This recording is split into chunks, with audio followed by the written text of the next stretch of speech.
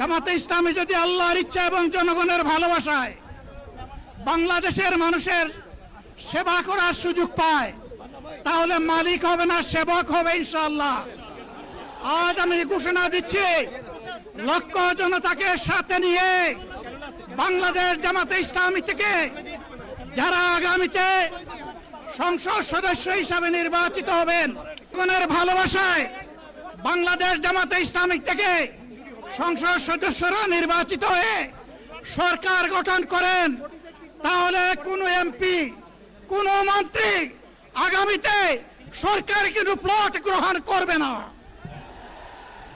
কোন এমপি এবং কোন মন্ত্রী ট্যাক্সবিহীন কোন গাড়ি চড়বে না।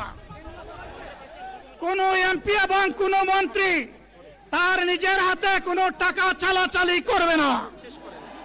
কোন এমপি এবং কোন মন্ত্রী যদি তার নির্দিষ্ট কোনো কাজের জন্য বরাদ্দ পেয়ে থাকেন, কাজ শেষ হওয়ার সাথে সাথে বাংলাদেশের 18 কোটি মানুষের কাছে তারা তার প্রতিবেদন তুলে ধরতে বাধ্য হবে।